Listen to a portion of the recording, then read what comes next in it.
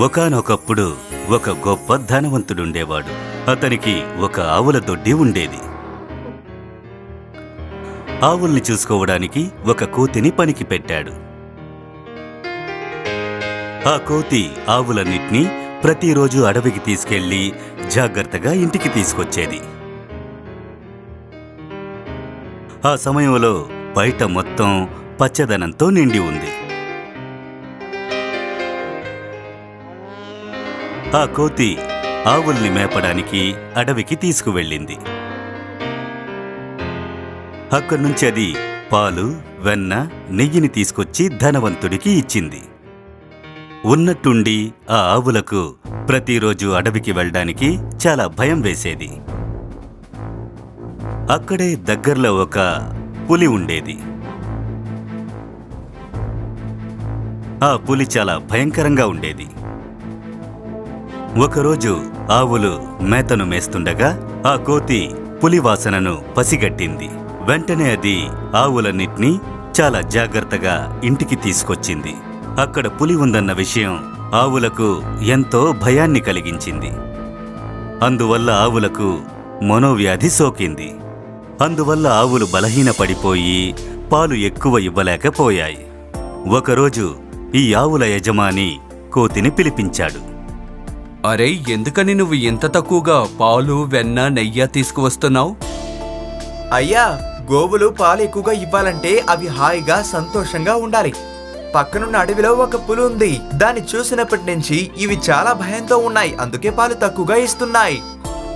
అలాగా? అయితే ఆ పులిని చంపడానికి వేటగాడు ఎవడైనా ఉన్నాడా? అయ్యా, ఆ పులి సాధారణమైంది కాదు. వేటగాలనే వేటాడేయగలదు. అది చాలా భయంకరమైందనుకుంటాను. అది జిత్తులు మారి నక్క కంటే దారుణమైంది. నువ్వెలా చెప్తున్నావు? అలా ఎందుకు చెప్తున్నానంటే, నా స్నేహితురాలు పులి ఆకలితో ఉండడం ఒకసారి చూసిందంట. అప్పుడు అది దాని ఆకలి తీర్చింది. కాని దాని ఆకలి తీరిన తర్వాత దాన్ని పిలిచి దాన్నే తినేసిందంట. ఎంత దారుణం! అయితే నా పశువులకు ప్రమాదం ఎప్పుడైనా పొంచి ఉంది. అయ్యా, మీరు అనుమతిస్తే ఆ పులిని ఎలా చంపాలని నేను మీకు ఒక ఆలోచన ఇస్తాను. సరే, చెప్పు. అయ్యా, మన ఇంటికి పక్కనున్న అడవిలో చాలా రకాల జింకలు ఉన్నాయి. అందులో ఒకటే చిన్న జింక. ఎందుకంటే అది చాలా చిన్నగా ఉంటుంది. దాని జాతి మొత్తం ఎన్ని సంవత్సరాలైనా ఒక అడుగు కంటే ఎక్కువగా పెరగవంట. నేను విన్నంత వరకు పులి వాటితో స్నేహంగా ఉంటుందని విన్నాను. దాని స్నేహితుల్ని మనం పట్టుకున్నామనుకోండి, దాని శరీరం మొత్తం మనం విషాన్ని పోయొచ్చు. ఆ తర్వాత 2 రోజులు దాన్ని ఉంచుకొని మనం దాన్ని వదిలేద్దాం. పులిని పట్టుకోవడానికి తవ్విన కన్నవులా ఈ జింకని మనం ఉపయోగించుకోవచ్చు. అద్భుతమైన ఆలోచన. నా పశువులు ప్రశాంతంగా ఉంటాయి, నాకు కావలసినన్ని పాలిస్తాయి. మళ్ళీ మనం అందరం సంతోషంగా ఉండొచ్చు. కానీ ఆ జింక పిల్లని ఎవరు తీసుకొస్తారు? నేను గడ్డి చూపించి ఆ చిన్న జింకని ఇక్కడికి తీసుకొస్తాను. సలహా ప్రకారం ఆ కోతి చిన్న జింకను తీసుకువచ్చింది. యజమాని కూడా ఆ చిన్న జింక శరీరానికి విషాన్ని పూశారు. ఒకరోజు తర్వాత దాన్ని అడవిలో వదిలేశారు.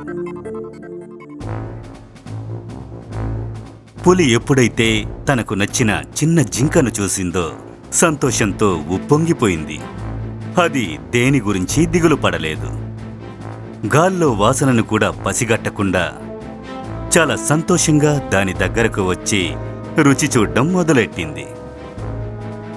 ఎక్కువ సంతోషం, దృష్టి లోపం దాన్ని విషం తినేలా చేసింది. వెంటనే ఆ పులి అక్కడికక్కడే చనిపోయింది. యజమాని ఎంతగానో సంతోషించి తెలివిగల కోతిని మెచ్చుకున్నారు. ఆ పులి దగ్గర నుంచి నా పశువులన్నింటినీ నువ్వు కాపాడావు. తప్పటి ప్రవర్తన, తప్పటి ఆలోచనలు ఎప్పుడూ మనల్నే హతమారుస్తాయి. ఆ రోజు నుంచి మళ్ళీ కోతి ప్రతిరోజు ఆవుల్ని అడవికి తీసుకువెళ్ళింది. ఆ అడవిలో ఆవులన్నీ సంతోషంగా మేస్తున్నాయి. ఏది ఎక్కువైనా సరే అది ప్రమాదకరమే.